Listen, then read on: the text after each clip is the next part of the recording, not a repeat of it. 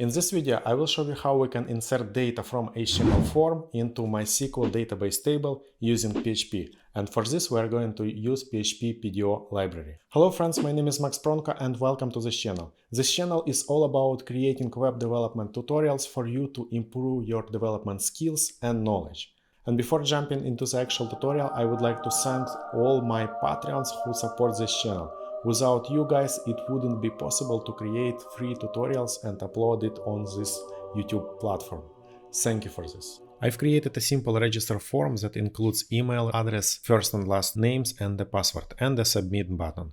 HTML markup of the register form uses Bootstrap theme, so if you would like to have nicer styles, go ahead and check out a Bootstrap so you can have Bootstrap CSS included. In order to insert data from HTML form into a MySQL database table, we need to add an action attribute with the script that is going to process our form.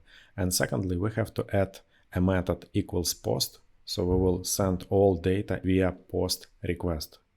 Also, we have to ensure that we have corresponding names for all our fields, like email, first name, last name, and the password. Let's go ahead and create a new file called insert, and let's use forDown function to render a post array. Let's go ahead and try to fill the form to see that this form sends the post request into the insert.php script, and secondly, that we see our form data in the post variable. Let's go ahead and assign post to data so we can use it. And the first step is to validate all our required fields. And let's create an empty errors array so we can go through all fields, and for each field we will check whether it's empty, and if it's empty we're going to add the error message. Then let's check if the errors is not empty, and if it's not, let's show all errors by using implode function so we can list our errors nicely.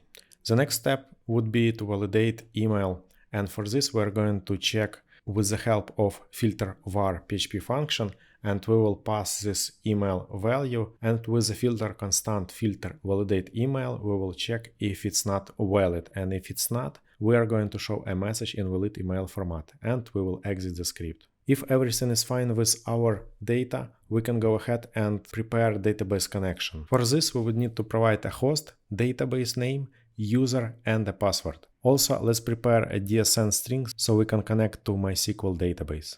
When using PDO PHP class, we can pass additional PDO options when creating a new connection. One of the options we provide is responsible for throwing an exception, and for this we are going to use a try catch in order to catch any exceptions with the connection to our database. And let's create new instance of a PDO class and pass DSN, user, password, and options.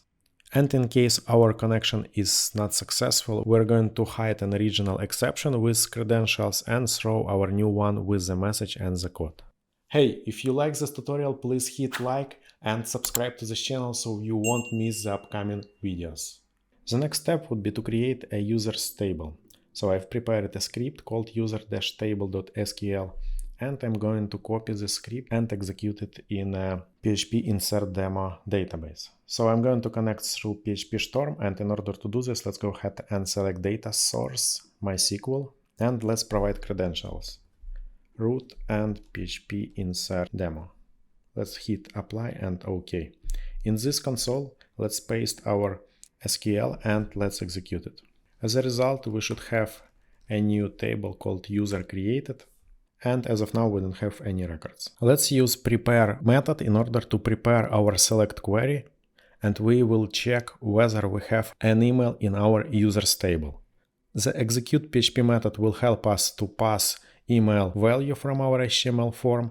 A fetch method will help us to return one record from a user table, and if there is a record, we are going to show a message that user with such email exists, and exit the script. If we don't have any records in a users table, let's go ahead and insert a new user. Again, we will use a prepare method to prepare and insert MySQL query with email, first name, last name, and password fields. And into execute method, let's pass four form fields: an email, first name, last name, and a password. For password, we're going to use a password hash PHP function, and we will pass a password from a HTML form, and we are going to encrypt it with the help of password decrypt algorithm. And finally, let's show a message that user has been successfully saved. Alright, it's time to test our register form.